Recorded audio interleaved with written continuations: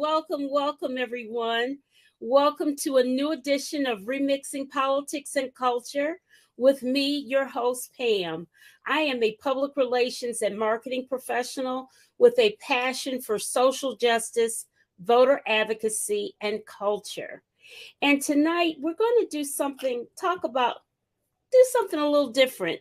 We haven't talked about rural America. And we're going to do that tonight, specifically North Carolina, rural America in North Carolina. And those areas do not get much attention. They do not get the attention that they deserve. They have vast needs in areas politically, economically, and otherwise. And our special guest tonight, Reverend Daly-Mack, was just elected as the first woman president of the Northampton County NAACP. She is a registered nurse. And listen, let me pull her up while I talk about her. Add her to the stream. There she is. Hello. Hey. She is the first woman elected president of the Northampton County chapter of the NAACP. She is a registered nurse, an associate minister of Cool Spring Missionary Baptist Church in Gaston, North Carolina. She serves as the leader of the church's wellness ministry. Reverend Dawn has encouraged her congregants to eat better, move more, to make healthier food choices, to enjoy the benefits of a healthier lifestyle for better health outcomes. She is a graduate of the Leadership North Carolina class number 27 and is also a graduate of the North Carolina Rural Center's first Eastern North Carolina Homegrown Leaders class. Say that 10 times. She is the regional facilitator of Regions Innovative for Strong Economies and Environment, also known as RISE, which is a partnership between the North Carolina Office of Recovery and Resiliency and the North Carolina Rural Center. Reverend Dawn is a native of Chicago, Illinois, a fellow Midwestern girl like myself, and she and her late husband brought their family to live in North Carolina in 2005. She is the mother of 4 adult children and has 6 granddaughters. And nope, she's not retired. She's out here making things happen in rural North Carolina. And we are so happy to hear it. Welcome, Reverend Dawn Daly-Mack, to the show. Thank you. I am really excited about being here. I've been watching you like every week, and so this is great. I'm so happy. I am flattered that you've been watching. You guys in the chat, please make sure you actively participate. Because I'm sure, like I said, we just don't give enough attention to rural communities. And so no matter whether you guys are listening from New York or Michigan or Iowa or here in North Carolina, I think maybe all of their issues could be somewhat similar. We definitely learned of a number of issues during the pandemic.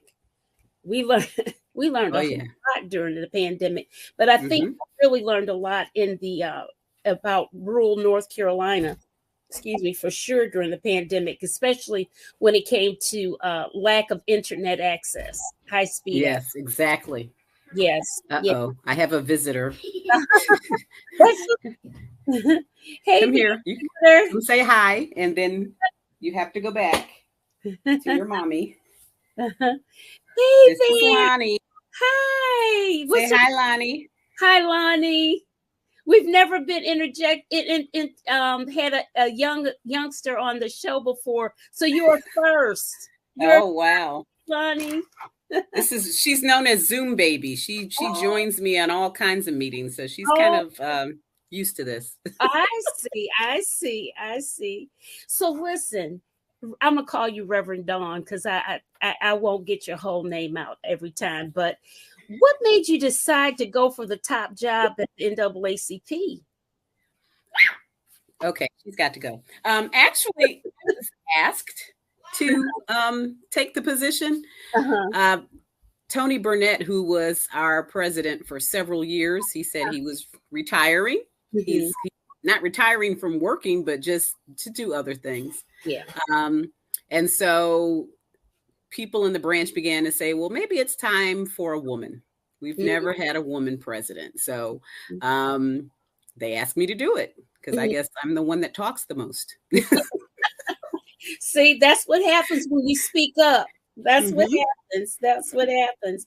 Listen, Reverend Dawn, so many young people don't really have a clue about what the NAACP is or what it has done. I bet you they know the Image Awards, though. They know the entertainment aspect side, and maybe that's all they know. So what, see, the organization was founded, February 12th, 1909. What are some of your things that you'd like to see do briefly? And then we're going to show a little video of some past history nuggets about the NAACP. What would you like to see done? Well, what I'd like to see done is that we become more actively involved in life. I mean, like you mentioned earlier, the pandemic has brought a lot of things to light, that things that had kind of forgotten. And, I'm not really upset with the young people that don't really know what the NAACP does, because I didn't know when I was young. I didn't join the NAACP for the first time until 2018. Okay. And so 5 years ago is when I had heard of it, and all I knew were protests and marches and the Image Awards. Right. And so there are so many things that have come to light during the pandemic that need to be addressed, like health disparities and lack of good jobs that provide a living wage.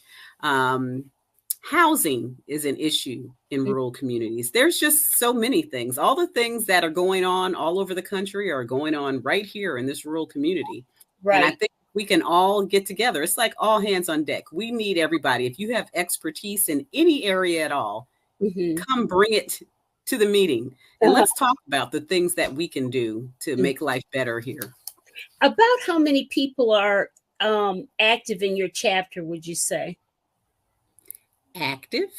Well, it's like, it's like who goes to church versus who's actually working in church. It's that same paradigm. So so it's about 5% of the people do 95% of the work. And so I believe that we have a membership on the books of about 110. But that's, I think for a rural community, I think that's good, don't you? Yeah, it is really good, but they're on the books, because what we've seen in meetings have been maybe 30. Which is actually still pretty good, because just coming back after the pandemic, we moved to a larger location so people could spread out. For a while, when the weather was okay, we were meeting in the parking lot, so everybody could just sit in their cars or bring chairs and sit outside on the lawn.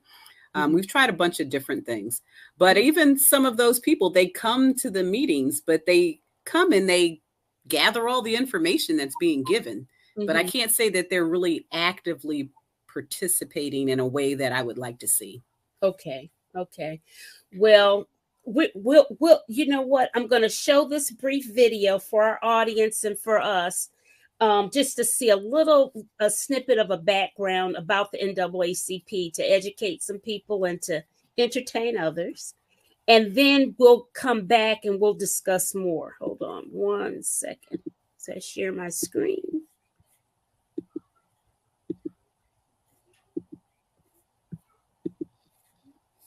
Okay. All right. Most early films consisted of one reel, lasted around 15 minutes, and cost a few $100s to produce.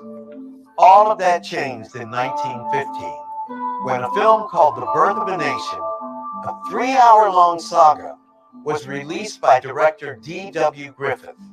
It instantly stood out as a technological and storytelling marvel. It also stood out as a monumental piece of blatantly racist propaganda. The Birth of a Nation fixes a certain story of the Civil War and Reconstruction in the minds of the American public. And that story is that Black people were too lazy and ignorant to fully master the citizenship that they were offered by Reconstruction. Birth of a Nation really didn't have Black people in it. So these white people in blackface portraying congressmen who are obviously not ready for self-government, portraying the idea of the rapist. And these are all the stereotypes that are believed by many, many Americans. The film was met with fierce resistance from African Americans, particularly from a recently founded organization focused on the advancement of the race, the NAACP. One of the most important early initiatives of the NAACP was organizing against the Birth of a Nation.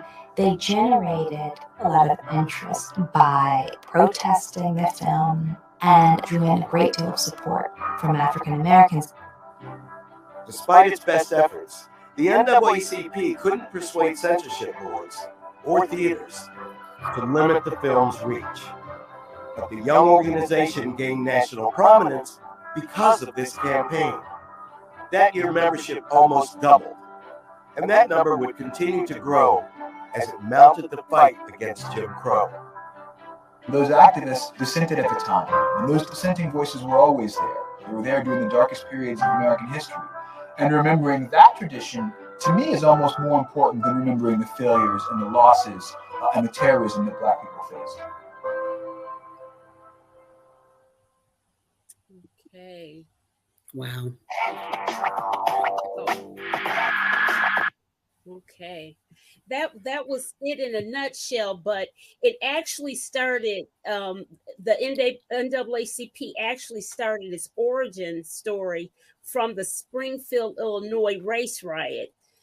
Your home state of Illinois, the home state of the home city, actually, of Abraham Lincoln. That's right. Figure. So state capital. Yeah. So look at there. So it's interesting, but that segment I found was so interesting and was pretty short enough to give, just to show how the NAACP has been so critical in so much of the civil rights legislation and stuff that we know. Reverend Don, how do you think? What are you thinking of how you're going to reimagine that and get people more fired up and more engaged in the process of being politically motivated? Because, hey, the 2024 presidential election is nipping at our heels, and we've got to be fired up and ready to go and vote up and down the entire ballot, not just for the presidential thing, because all politics is local. What are your plans? What are your plans? Well, just like I mentioned earlier, all of the issues that I'm trying to get the branch involved in, those are the things that we vote for, really. We're dealing with trying to restore hope for ex-offenders and working on economic development. I think it's kind of like a practice run. Like, if you can get involved in all of these issues, and when it comes time to vote, and we can tie that in with the need to vote, then people are going to vote, because they're like, oh yeah, I already know about this. I need to do this. I think a lot of times people don't vote because they really don't know why it's important, especially like you said, voting down ballot. Everybody wants to vote when there's a presidential election, but they don't know anything about their mayor or their county commissioners or any of those other offices. One of the things that our branch has always done that I appreciated, and the reason that I joined 5 years ago, was every time we came to a meeting, there would be representatives from education, from government. Some of our judges came, and they would give a report. And that kept our branch abreast of everything that was going on in the county and the things that we needed to take action on. And so, COVID kind of took some people away. Not that they died, but they stopped coming out to the meetings. I'm hoping that they can come back and we can start to regenerate that. They had a great momentum going when I first got there. Really, very good. I'm so glad to hear that. Can you tell the audience where exactly you're located in North Carolina? So everybody has heard of Raleigh, Durham, Chapel Hill. They all know that. They know Duke University. They know UNC, Michael Jordan. They know, and then the debacle over Nicole Hannah-Jones, that was UNC Chapel Hill, the country's oldest public university. So they know this region because it's a big urban area. But tell us where you are and what the demographics are, that type of thing, if you will. If anyone has ever traveled south on I-95, coming from New York or Philadelphia or wherever, as soon as you cross from the Virginia state line into North Carolina, there I am.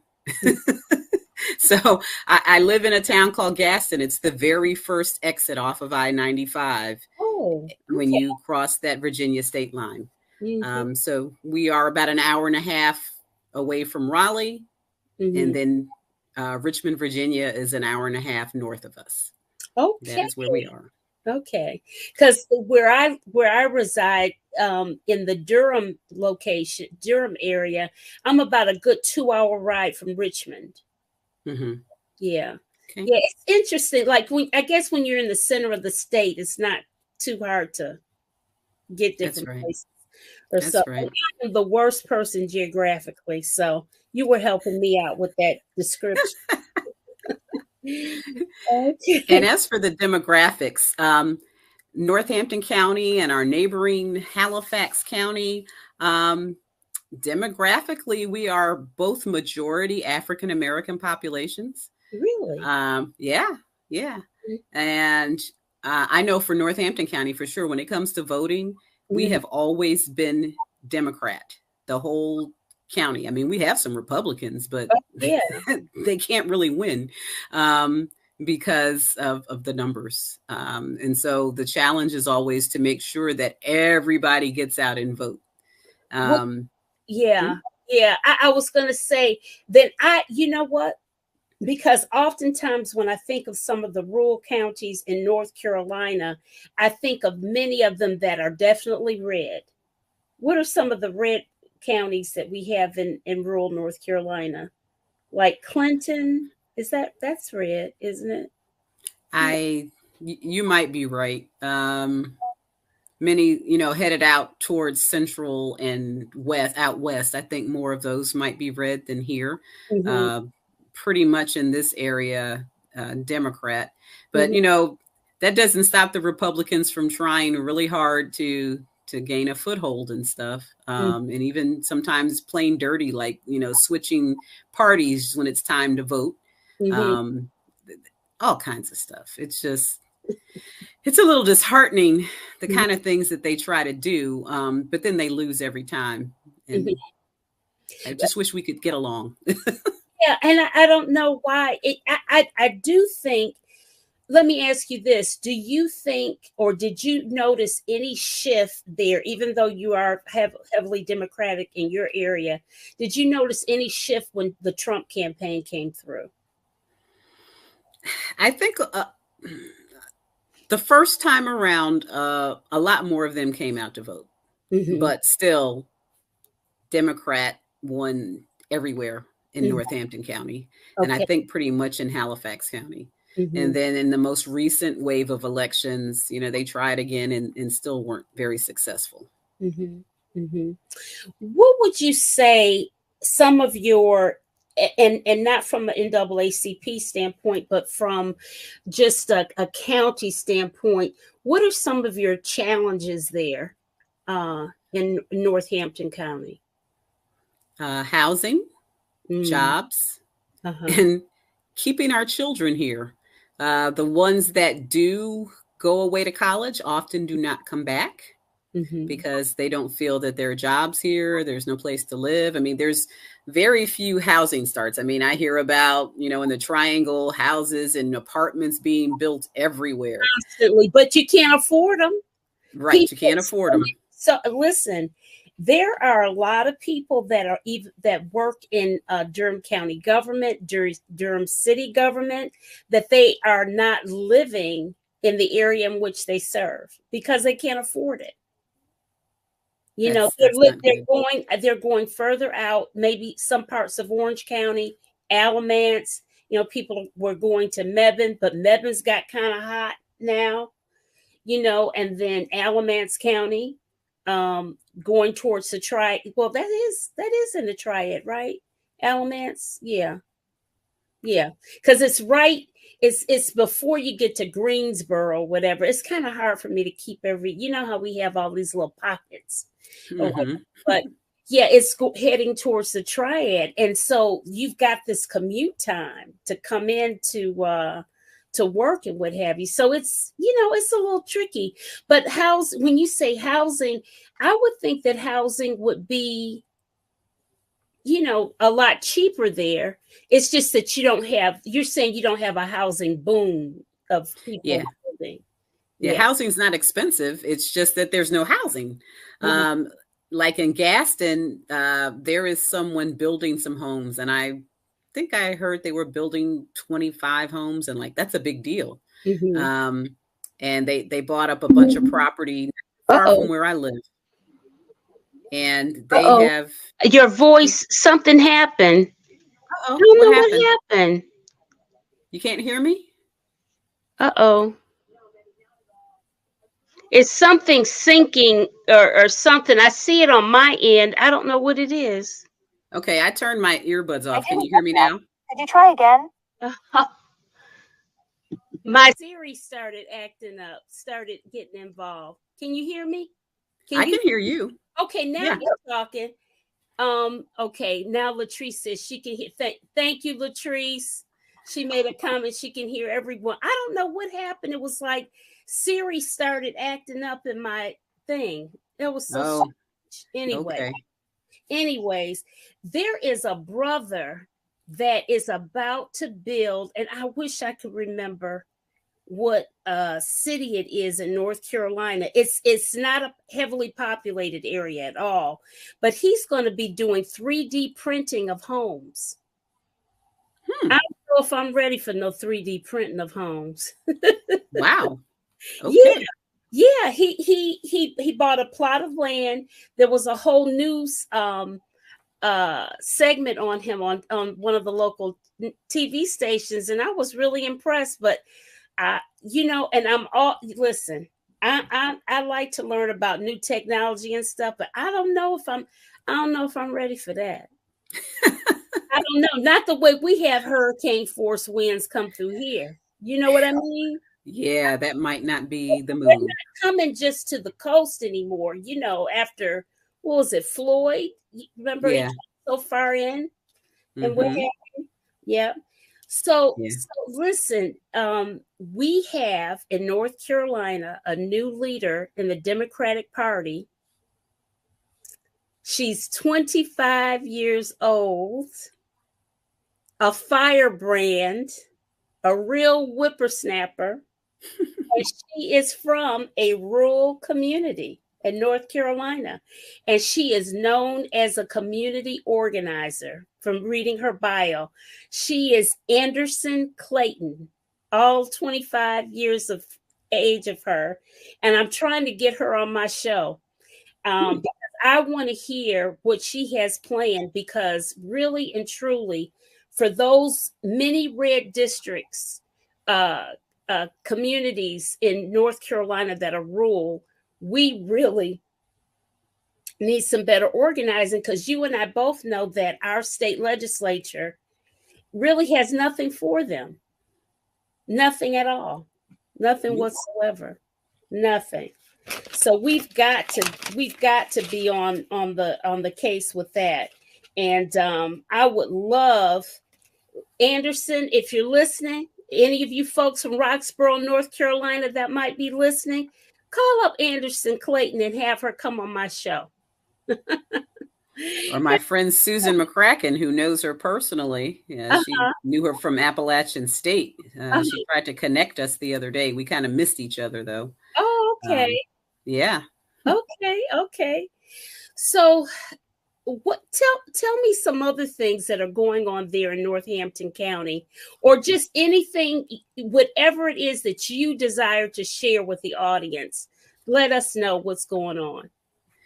Well, what I really like to share with the audience is that rural communities need some attention. Honestly, I spend a lot of time going outside of my community. I have joined several groups, and you heard I was a member of LNC, so that gave me connections. There's I think close to 1,500 alumni of Leadership North Carolina, and they come from all parts of the state, all walks of life, any industry you can think of. And, the thing about Leadership North Carolina is if you need something, look on that list, call one of the alumni, and they're going to do their best to help you. Okay. So often we have been kind of siloed here in our rural community with no access to a lot of things that other people might take for granted.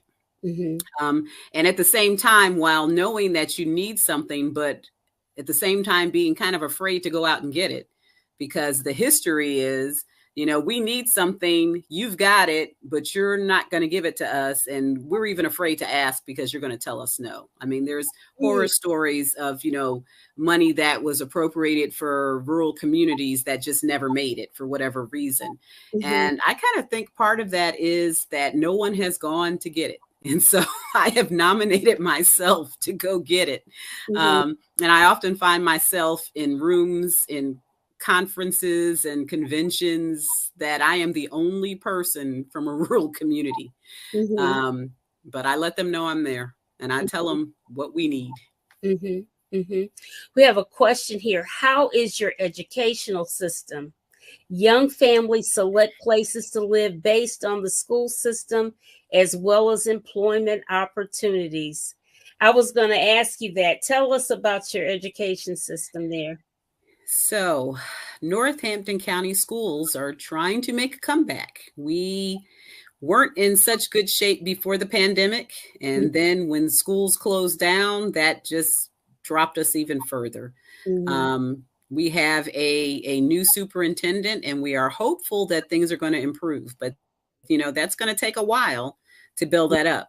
And so we know that part of the reason that people don't move here is because of the school system, as well as there are no homes. I mean, people that live here, they live in the house that their grandmother lived in. They're not going anywhere. And there are just no new housing starts until recently. Well, before we had our little technical problem, I was saying that there is a family now. They are building, they have 3 houses now that are, I guess, the model homes.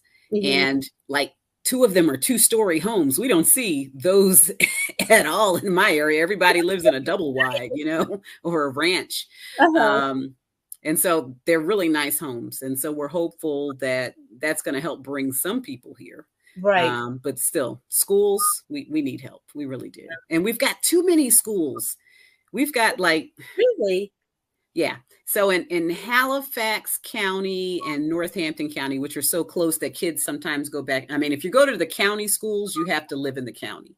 But as for the other public that say they're not charter, but they're public schools, you can go across. And in Halifax County, there's Weldon City Schools, there's Roanoke Rapids City Schools, there's Halifax County Schools, and then there are a few academies, and the kids are all spread out. And there has been, for years, a contingent of people that said, why can't we have one school district? Thinking that maybe that would help, because it's not like any of those school districts are really overperforming. They all need help, and maybe they could take it. So, excuse me, let me understand. So Northampton County doesn't have its own school district? Oh, we do. Okay. Yeah. Okay. Northampton County has a school district. And we also have a KIP, which is They say it's public, but it's more Knowledge is Power program, KIPP. It's across the country. I think they started out in California, maybe. And so we do have that here. There's one in Durham, too. And it's actually part of this system, KIP ENC. So is that a charter school system? Is that what they say? They're a public school system, but it feels like charter to me. Okay. I get a little confused with the charter school system because they still get the pot of tax money that is allocated for the public schools, but yet I think they kind of pick and choose what students they take. I'm just saying. So for KIP, you definitely have to win the lottery. Unless you had a sibling, then there is a such thing as sibling preference. And so I know when KIP started, KIP was for, children that they wanted all children to have a good education, right? And from what I've seen, being someone that came from the outside, coming from Philadelphia, I saw that there were kids from the community that were there. And then there were doctors, and a lot of the doctors are foreign, right? And so they could certainly afford to go to some of the academy schools, which, charge quite a bit for their kids to go, I believe. I don't know. The private school. That they could go to the charter schools, but that's not really I don't want to say a friendly place, but, they were started, a lot of the academies were started when schools had to be integrated, and they pulled their kids out of public schools and built these academies where their kids could be away from us. So when the African... They could do their own form of segregation. Yep. Yeah. So, African doctors and Filipino doctors and Indian doctors, they saw KIP. And there's no charge. It's a public school. Right. And so there's a lot of their kids going there. I had 2 daughters that went there. Okay. So yeah, it ends up being, it seems like preferential. Yeah. Yeah. Well, if it seems like it and it tastes like it and sounds like it, it probably is. Right. I don't know what Loretta put here. Pop. What do you mean, Loretta? I don't know what you mean. I don't know what she means. Yeah, you're gonna have to explain that to us. Yeah, explain that one to us. Yeah. So I see our other special surprise guest that I had told you about is here. I had run into Councilman his name is Leonardo. We call him Leo Williams. He and his wife own an award-winning restaurant here in Durham, and he is called Zuele's. It is the only Zimbabwean restaurant in the state of North Carolina, and it is delicious. And I ran into him at church today, and he asked me, "How's your podcast going?" I said, "Oh, it's going pretty good." And I told him that you were coming on. He said, "I think I've heard her name before." Then he tells me he's from Halifax County. I said, we're talking about, NAACP relevancy and all of this stuff. And I had told him how you were really, you really wanted that youth energy to come into the community to help and what have you. So I see he's here. So let me bring him up. Hey there. Hey there, how you doing? Can you hear me okay? Yes. Good. Yes. Councilman Williams or Leo, this is Reverend Dawn and vice versa. And he is from Halifax County. How about that? Yeah, born and raised in Hobgood and Scotland Neck and Enfield. And my mom played bingo at Jackpot in Grand Rapids and Garrisburg. She played bingo at Garrisburg. And I trained the drum majors at Northampton West and East High Schools when I was drum major at NCCU. So I'm a homeboy. Wow. Yes, you are. Yeah. she was telling us about, her Northampton County, and one of the things that she was talking about, that they just don't have the houses, wanting to, there's not enough housing. There's some new family that now this new family that's just built this 2-story home. Are they developers? Are they trying to be developers there? Well, they're not a new family. They're from the area. They live here. Okay.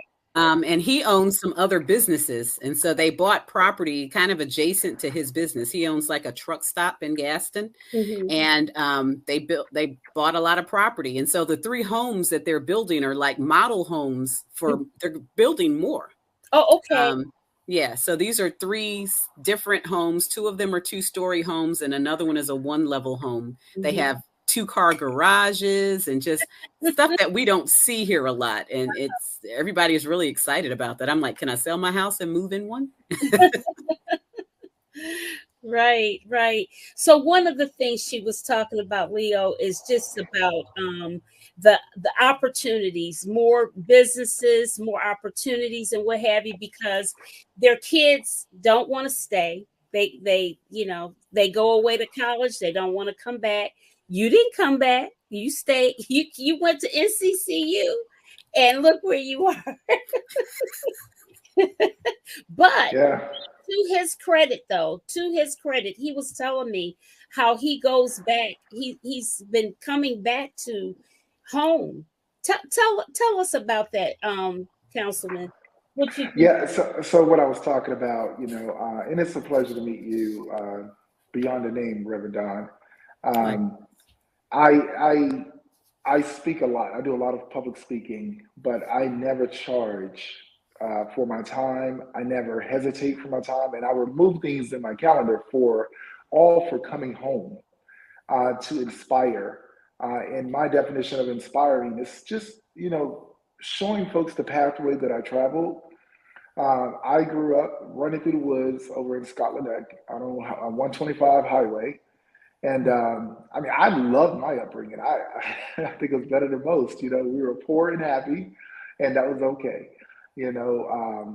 But I didn't realize it until I left, and I started seeing the more urban areas that wow, this is different, and I like it. So I ended up staying here in Durham, and now I'm 42, and I'm still living in Durham and leading the city.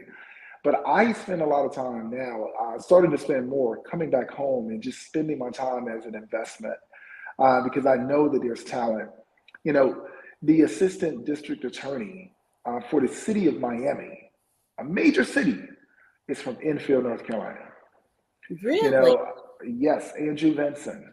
And that's who I stay with when I go to Miami. I own 4 restaurants, 3 in the United States. The first Zimbabwean restaurant in the United States, and 1 hotel and restaurant in Zimbabwe.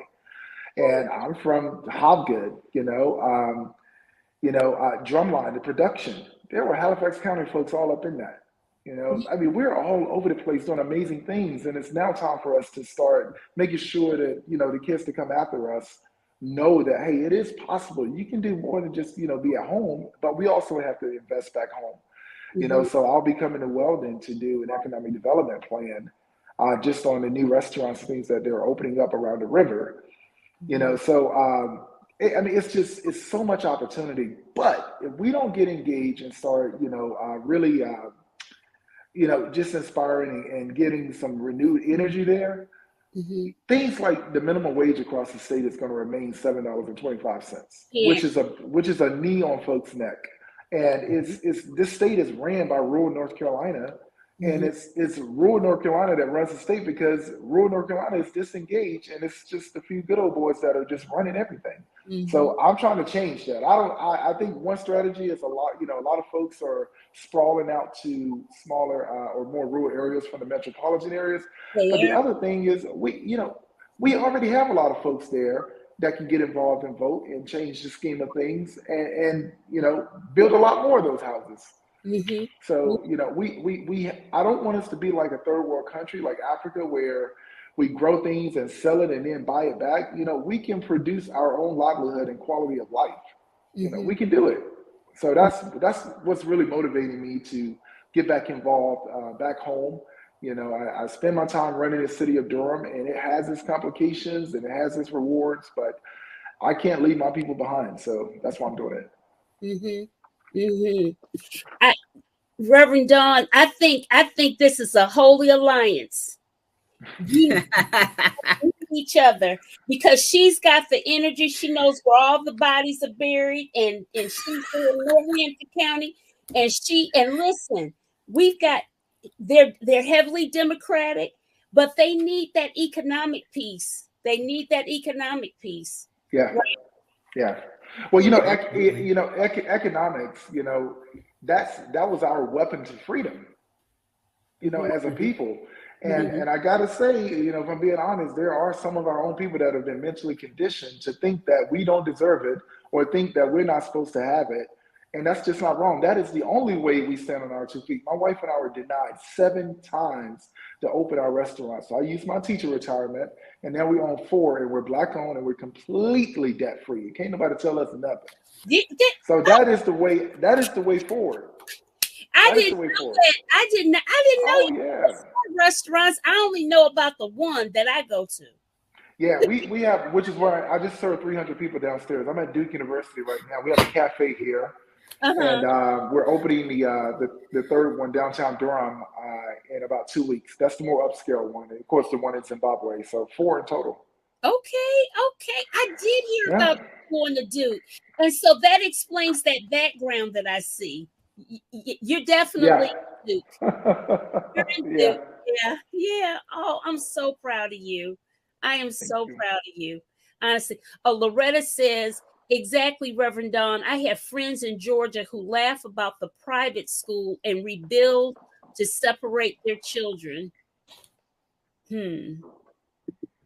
Latrice says, let's see. Latrice says it's untenable. That minimum wage has to be doubled, if not tripled.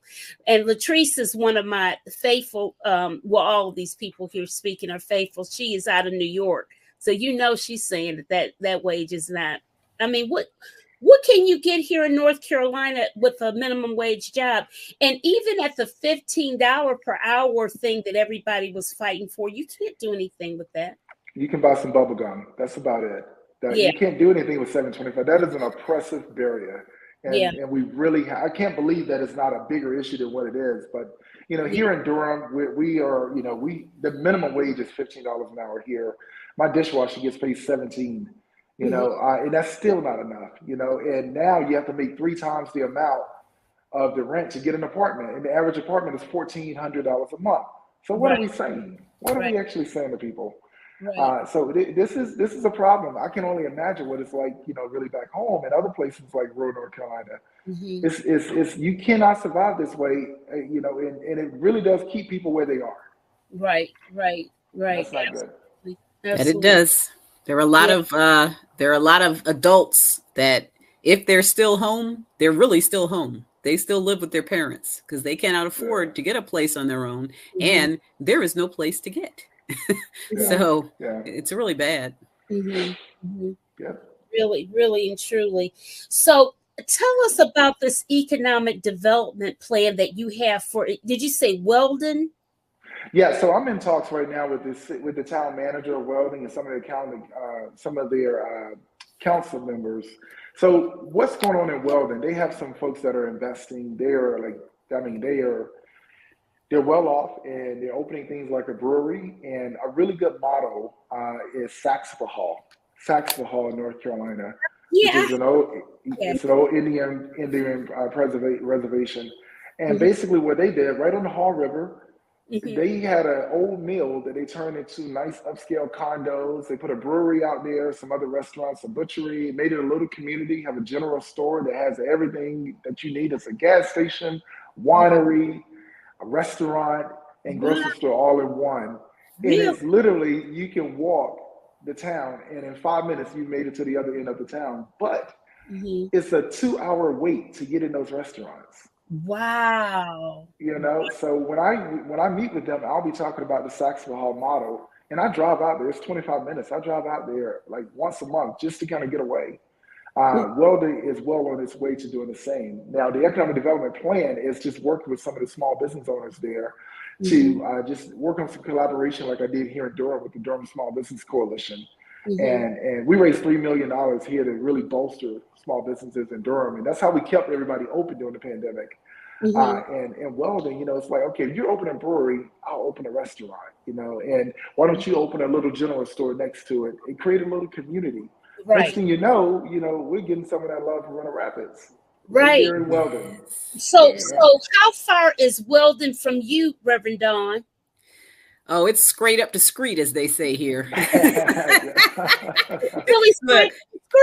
Yeah, it really is. It's 10 minutes, 15 minutes tops. I can take 95 or I can drive through Roanoke Rapids, which is in between us. I mean, I go to Weldon. I go to the to Weldon Mills. They have a great distillery there. They have some award-winning whiskey and some other products. Really nice, right by the river. River Falls Park, and it's just it's a great place. It's beautiful. It's beautiful. We got to get some economic development that the NAACP, because you know what, her NAACP is kind of impressive to me. They've got about 100 people on the books, but about 32 folks or so are showing up to the meetings. That ain't it. Yeah. Well, that's pretty impressive actually for that area. And it's more than Durham, believe it or not. I know. That's what I'm thinking in my head. I'm thinking that, and you know how Durham is, but I'm just saying that's very impressive. And with your energy, I mean, I love how you're doing the health thing, and you're encouraging that, being an RN and all. And she's got her hands heavily involved in the healthcare aspect of things. Councilman Williams, and then she's just a go-getter. She's the bunny rabbit. She's trying to keep going, but she was just saying how she needs to have more young people and more energy and what have you. And so maybe she froze. Yeah, I need younger people. I was telling Pam earlier that I just became president this year, and I am one of the younger members of the branch at 57. So, I'll get some 40-year-olds. I'll be fine with that. But no, I need some 20s, some 30s. I need young people, because I got to pass the torch to somebody. Right. Yeah. Well, first of all, you look nothing like 57. I think you're lying on this podcast. Absolutely not. But God is good. God is good. Yeah, I'll say this. Folks look at the NAACP as only social justice, but economic prosperity is social justice too. Yes, amen. And younger people, we're about the money. So imagine if the NAACP did more than fight civil lawsuits. What if they actually said, "All right, now you're a member here. Here's the economic development plan. This is how you start your own business. This is how you can, build your brand. If the NAACP started, focusing more on the individual's prosperity alongside the people's sustainability, I think that you'll get some younger people. That's why I'm rejoining here in Durham, because I'm like, you know what, we have and in Durham, to their credit, we have the Durham Committee on Affairs of Black People, which is pretty much the NAACP, right. Which it's like it'll be great to have both. But with both of those, they do the same thing, and it's like, okay, when are we going to start getting on the offense? And that's why I want to complain. So in order to complain, I got to be a part of the game. So that's why I'm getting back involved. All right. Freddie M. Butler says, "Thank you, Councilman, for willing to do the work, and I hope young people will be motivated by seeing and hearing about your accomplishments." I am too. I'm so proud of you. I didn't know you had that many restaurants. All I can think of is what I know I like to get at your Yeah, can't you see the gray hairs coming in? Yeah, just barely. Listen, when you come to Durham, it's on me. We're gonna go to his restaurant. It's a TJ Maxx right down the street, walking distance. Well, you know, I'm closing that location in 2 weeks and relocating it to Brightly Square. That's even closer to my house. Yep. Oh my goodness! So Brightly Square, yeah. really? Oh, we're opening in August. We're reopening in August, but in 2 weeks also, I'm opening the new upscale restaurant at American Tobacco, so y'all can come there. Oh wow! Oh, American Tobacco is really beautiful. It's beautiful. Yes. Oh yeah. And stuff. It's beautiful. And we'll be the restaurant over the waterfalls. So we'll go hang out in some places, okay? Oh, absolutely. Yeah. Sounds like a plan. Okay, here's another. Latrice says, "Well, black." It does not. What did it say? Black don't crack. Black don't crack. At all. At all. Oh boy. Well, I'm telling you, it was just serendipitous that we were at church. Yeah. It was the wear your African attire. I did not know that we were going to have food catered by his restaurant after church. And when I heard that, I heard Zimbabwean food. I said, I know that's Leo and his wife. It can't be anybody else. So I said, oh, good. I don't have to go out. So we just went to the fellowship hall and he was serving and it was delicious and it was wonderful. And so I didn't know he had I just learned something new on the show. And then from Halifax County, from North Carolina. I'll send you the link to our hotel in Zimbabwe. It's absolutely beautiful. It's called Sunset Views Lodge. If you ever go to Zimbabwe, your stay is on me. I have to do that because I have a friend actually who wants to relocate to South Africa. So, beautiful. Hey, beautiful. I have to make sure I let him know too. But I've got to make sure. I will make sure, Reverend Dawn, that you have Councilman Williams's information and vice versa, because who knows? I mean, listen, if Weldon is just a hop, skip, and jump from you, maybe there's some micro enterprises that the NAACP there in Northampton County can think of creating or whatever. I know that there's probably people there that have desires for businesses or expansion or something. Yeah, and Weldon is Weldon. I mean, I'll come to Garrisburg or Gas wherever. It's I'm all about uplifting home. Yeah, right. I got to tell you, I never told you, my first degree was business management, and I am a small business owner as well. Okay. And so I do talk to young people about, everybody during the pandemic, they said, let's do my hustle instead, as they were collecting their stimulus checks, they were also trying to do their hustle on the side. And I said, well, you got to make your hustle legal. So let's get it on paper, get some books going, and then you can really get the bag, as they say. Mm-hmm. So yeah, I'm all for that as well. Yeah. Loretta says, love, economic prosperity is social justice. Absolutely. Yeah, we're gonna have to use that tagline. You got to remember that, Leo. That's really important. Yes, absolutely. We remember what we live every day. So yes, right. yes. But you know what?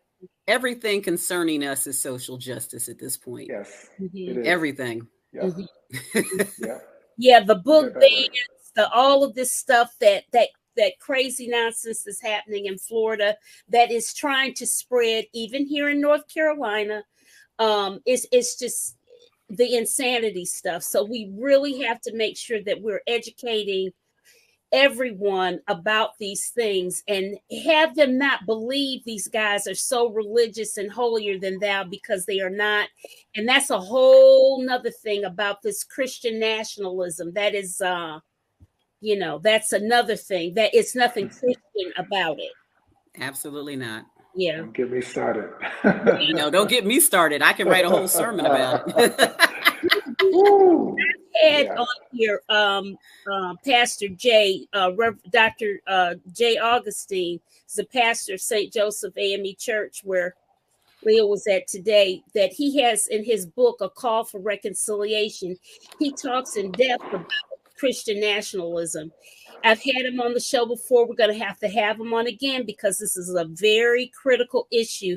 And you will see a lot of that when the campaigns start kick up for the presidential 2024.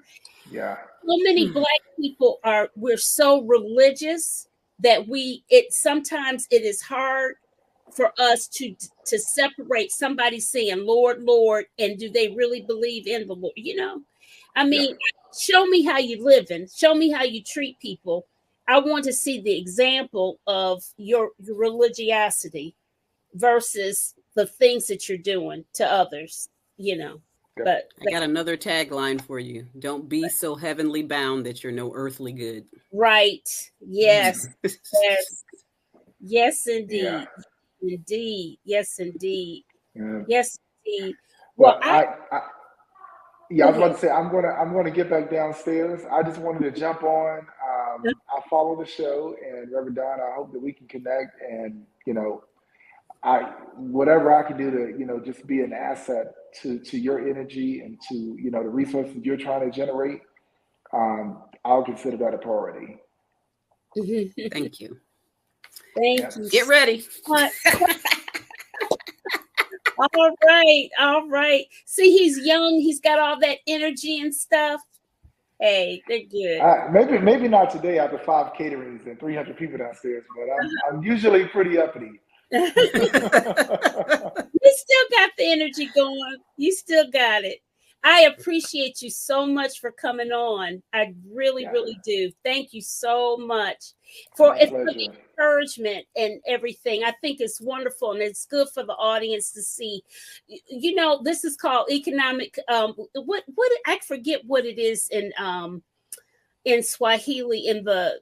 When we go through Kwanzaa, what day that is? Is it Umoja? Umoja? Is it that day? I don't know. Whatever day it is. I don't know. Cooperative economics. We see where we can help one another, and we bring it together, and we come full circle. So it's a blessing. A blessing. Yep. All right. All right, well, y'all keep going. I'm gonna jump off. It was a pleasure, and I'll be in touch, or I'll look out. To we're going into budget season now, so it's about to get crazy in Durham. But I'm just an email away. Okay. All right. Nice meeting you. Yeah. Thanks again. Okay, so we're almost at the end of. We're right about at the end of the show. Any special things? That was real. Oh, I'm just so thankful that I ran into him today. Me too. That was uplifting. That was certainly uplifting. Wow. I just, I don't know all of those towns. I've certainly heard of them. I know of Roanoke Rapids, but I know Roanoke Rapids, Virginia. And then we do have I guess it's just, what is it? Right across the street. There's Roanoke Rapids, North Carolina. No. So Roanoke, Virginia is about 4 hours away. It's nowhere near here. It's just Roanoke. Roanoke Rapids is what's close to me, and it's by the Roanoke River.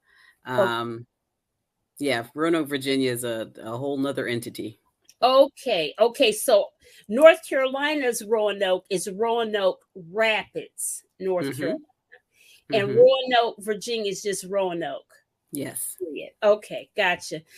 Okay, got a little geography lesson here. Okay, great.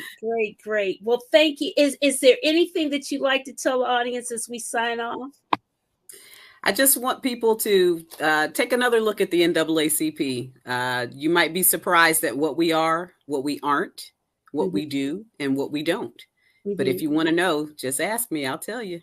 Okay. And we need to, just like Leo said, he's gonna re-engage himself in the NAACP. And you know what? I think that from a national perspective, they may need to do a whole messaging campaign for themselves, a rebranding, because I'm gonna tell you, their image awards are excellent. But again, we get so into the fluff and the entertainment part of things that we need to be looking at all the serious stuff because of the things that we're dealing with now. Things are just going backwards, and we can't afford to have that. All right. So Reverend Dawn Daly-Mack, I have enjoyed you. I am thankful for you coming on. I am hopeful for Northampton County, North Carolina, and your NAACP chapter. I think that you guys are doing great to show up 30 strong on meetings. And you can Yeah. So I'm excited to see what happens when you and Councilman Williams get together and things start happening, even more so. Yeah. Sounds like a plan. Yeah. So we're going to wave off good night to everyone, and we will see you next Sunday. Thank you for everybody for participating. Good night.